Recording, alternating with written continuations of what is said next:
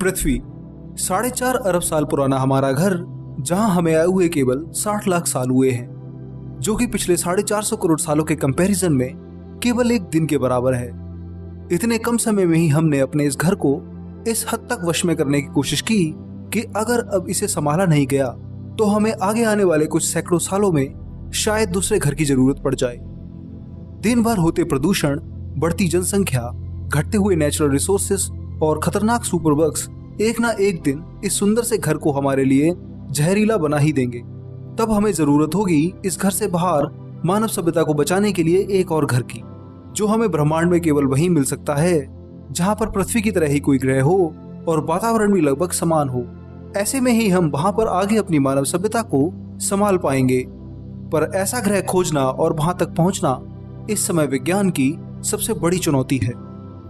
नमस्कार दोस्तों, स्वागत है आपका साई मिथ के इस एपिसोड में, जिसमें हम चलेंगे ब्रह्मांड में मौजूद उन ग्रहों की ओर जो एकदम पृथ्वी की तरह ही हैं और आने वाले भविष्य में हमारी मानव सभ्यता को बचाने में मदद कर सकते हैं। तो चलिए तैयार हो जाइए इस नई अनोखे ग्रहों की यात्रा के लिए।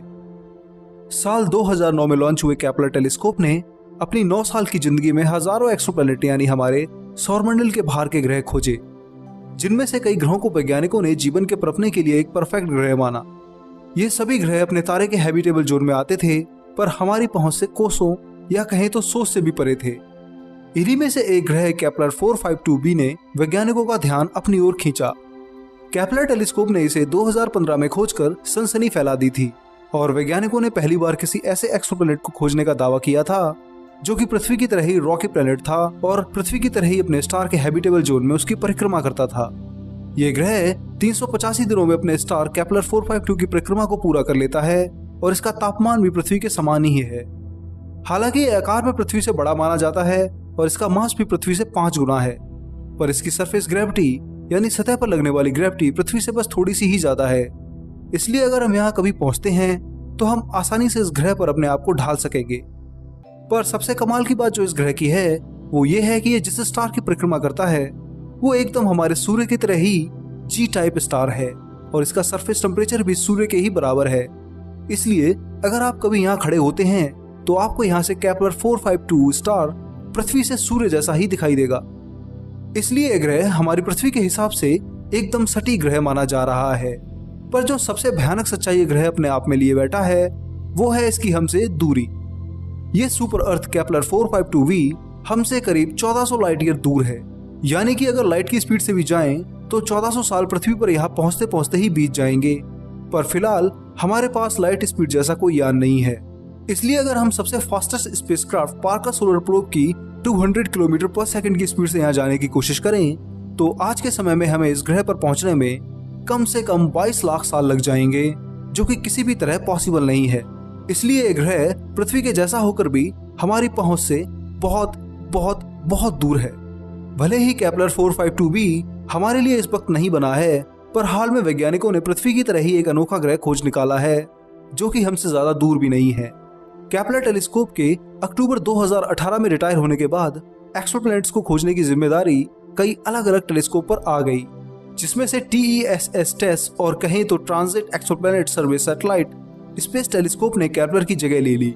ये स्पेस टेलीस्कोप केपलर से भी 400 गुना ज्यादा एरिया में प्लैनेट्स को खोज सकता है और इसी टेलीस्कोप की मदद से नासा ने हाल में ही एक अनोखे ग्रह की खोज की है जो कि पूरा पृथ्वी की तरह ही दिखता है। TOI 700d नाम का यह ग्रह अपने स्टार TOI 700 की हैबिटेबल जोन में परिक्रमा करता है और केवल 37 दिनों में ही ये अपने स्टार की एक ऑर्बिट को पूरा कर लेता है। इस अनोखे ग्रह का स्टार हमारे सूर्य से काफी छोटा है। ये मास में सूर्य का 40% है और रेडियस में ये सूर्य से इतना ही छोटा है। रेड ड्वार्फ होने के कारण ये काफी ठंडा है, इसलिए इसका सरफेस टेम्परेचर हमारे सूर्य से केवल आधा ही है। जब वैज्ञानिकों ने इस तारे पर नजर डाली तो उन्होंने यहाँ पर ट्रांजिट मेथड से 3 और ग्रह खोजे। ये ग्रह जब भी अपने होस्ट स्टार की परिक्रमा करते तो कई बार टेलीस्कोप और स्टार के रास्ते के बीच में आकर के स्टार से आ रही लाइट को कम और ज्यादा करते, जिससे वैज्ञानिकों को पता लगा कि यहाँ पर कोई चीज तो है जो लगातार एक परफेक्ट टाइम पर स्टार से आ रही लाइट को कम और ज्यादा कर देती है। इस मेथड को ट्रांजिट मेथड कहा जाता है, जिसमें एक ग्रह स्टार के सामने से गुजरते हुए टेलीस्कोप से आ रही लाइट को कुछ देर के लिए कम या ज्यादा कर देता है। इस सामान्य से मेथड से ही इस स्पेस टेलीस्कोप ने इस स्टार के 3 ग्रहों की खोज की, जो कि TOI 700b, TOI 700c और TOI 700d हैं। इनमें से TOI 700b अपने होस्ट स्टार के एकदम नजदीक है, तो यहाँ पर टेम्परेचर बहुत ज्यादा होगा और ये टाइडली लॉक्ड भी होगा, जिसका मतलब है कि इसकी एक साइड हमेशा स्टार की ओर रहेगी तो दूसरी स्टार से दूर। वहीं TOI 700c और TOI 700c एक नेपच्यून के आकार का ग्रह है, जो कि गैस का भंडार है। पर जो सबसे अनोखा और चर्चा का विषय है वो है TOI 700d ग्रह। ये तीसरा ग्रह है जो कि इस स्टार की काफी दूरी से परिक्रमा करता है और साथ में उसके हैबिटेबल जोन में भी आता है। हैबिटेबल जोन में आने की वजह से इस पर ठीक पृथ्वी की तरह ही वातावरण हो सकता है और यहाँ पर जीवन के निशान मिल सकते हैं। फिलहाल इस ग्रह को अभी कुछ दिनों पहले ही खोजा गया है, इसलिए इस पर ज्यादा डेटा हमारे पास नहीं है। अभी मिले डेटा से पता चलता है कि यह ग्रह पृथ्वी के आकार का ही है और इसकी डेंसिटी और रेडियस भी सेम है, जिस वजह से इसकी सरफेस ग्रेविटी भी पृथ्वी के बराबर ही होगी। तो जब आप यहाँ पर कभी पहुंचेंगे तो आपको इस ग्रह पर एकदम पृथ्वी के जैसा ही महसूस होगा।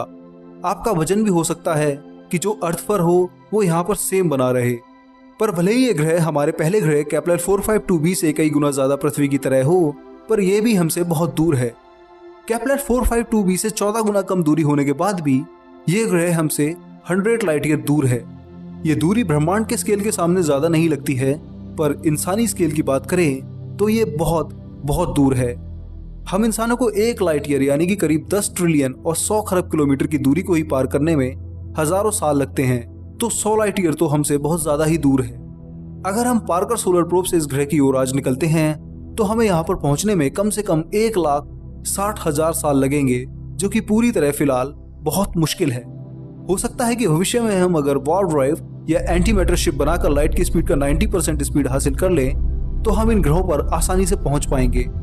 उस समय हमारी टेक्नोलॉजी इतनी एडवांस हो गई होगी कि हम टाइप 2 सभ्यता भी बन गए होंगे।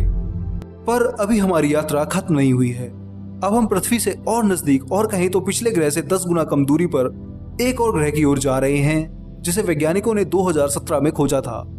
ये ग्रह एक एम टाइप यानी कि रेड ड्वार्फ स्टार की परिक्रमा करता है और केवल 10 दिनों में उसका एक चक्कर पूरा कर लेता है। मैं बात कर रहा हूं पृथ्वी से 11 लाइट ईयर दूर स्थित एक एक्सोप्लैनेट की, जिसे वैज्ञानिकों ने रॉस 128b नाम दिया है। यह ग्रह अपने स्टार रॉस 128 की उसी दूरी से परिक्रमा करता है जिससे माना जा रहा है कि एक हैबिटेबल प्लेनेट बन सकता है। अभी तक के मिले डेटा के हिसाब से यह ग्रह हमारी पृथ्वी से थोड़ा भारी है और शायद यह आकार में पृथ्वी के बराबर और उससे थोड़ा बड़ा भी हो सकता है। वैज्ञानिकों को जो बात सबसे ज्यादा हैरान कर देती है वो है इसका सरफेस टेम्परेचर, जो कि पृथ्वी के जैसा ही है। हालांकि यह ग्रह अपने स्टार के काफी नजदीक देखा गया है, तो हो सकता है कि यह टाइडली लॉक्ड प्लेनेट हो, जिससे एक सतह इसकी स्टार की ओर और एक सतह हमेशा घोर अंधकार में रहेगी। जीवन केवल इन सतहों के बीचों बीच बनी टर्मिनेटर लाइन पर ही पनप सकता है। इसके अलावा इस ग्रह और इस स्टार की एक खास बात है, वो है कि यह स्टार अब एकदम शांत है और करीब 9.5 अरब साल पुराना है। लगभग सूर्य से 2 गुना उम्र में बड़ा यह स्टार बहुत कम ही स्टेलर एक्टिविटी दिखाता है, जिससे अगर हमारा यह ग्रह इसके एकदम पास भी हुआ तो इस स्टार की सोलर हवाएं ग्रह को नुकसान नहीं पहुंचाएंगी और इसका एटमॉस्फेयर भी इसके होस्ट स्टार की रेडिएशन से बचा रहेगा।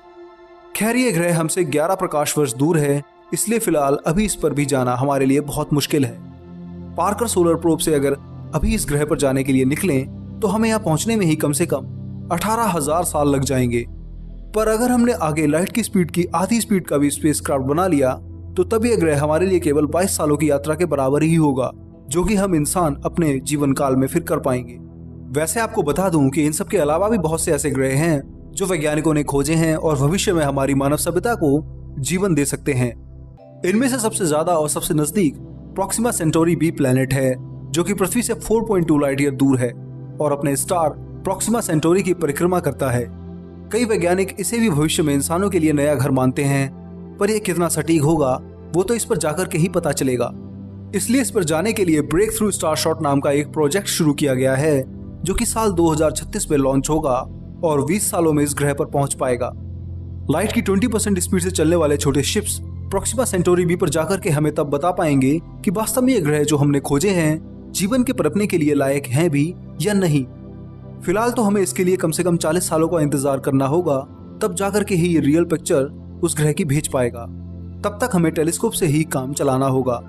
दोस्तों, ये सभी ग्रह तब और हमारे लिए काम के साबित हो सकते हैं जब जेम्स वेब टेलीस्कोप और ELT, ये दोनों महाशक्तिशाली टेलीस्कोप सीधे इन ग्रहों को देखेंगे। ये दोनों टेलीस्कोप फिलहाल अभी अंडर कंस्ट्रक्शन हैं, पर जल्दी ही हम इंसानों की मदद करने के लिए और ब्रह्मांड को खोजने के लिए तैयार होने वाले हैं। एक्सोप्लैनेट सीरीज का हमारा ये 5वां वीडियो था, जिसमें हमने कुछ पसंदीदा हैबिटेबल एक्सोप्लैनेट की यात्रा की और समझा कि इन पर जीवन की कितनी संभावनाएं पनप सकती हैं। इससे पहले मैं Gliese 667c, Proxima Centauri B, K2-18b और ट्रैपिस्ट स्टार सिस्टम पर डिटेल वीडियो बना चुका हूं, तो आप उन वीडियो को जरूर देखिए और साथ में इस वीडियो में बताए गए इन एक्सोप्लैनेट्स के बारे में भी कमेंट कीजिए और मुझे बताइए कि आपको कौन से ग्रह पर जाना ज्यादा अच्छा लगेगा और जब आप पहुंचेंगे तो सबसे पहले आप क्या करेंगे। आप चाहें तो अपनी मदद के लिए हमारी वेबसाइट विज्ञानम.com पर भी विजिट कर सकते हैं, जिसमें आपको यूनिवर्स के ऊपर हजारों आर्टिकल मिल जाएंगे जो आपको एकदम अपडेटेड रखेंगे और आपको कभी कोई कंफ्यूजन नहीं होगा। तो आप वेबसाइट जरूर विजिट करें और अपने दोस्तों को भी शेयर करें। तब तक के लिए आप मुझे इजाजत दीजिए और इस वीडियो को लाइक, शेयर, कमेंट के साथ चैनल को सब्सक्राइब भी कीजिए। मैं मिलूंगा अगले हफ्ते एक और मजेदार वीडियो के साथ। धन्यवाद। जय हिंद। आपका दोस्त शिवम।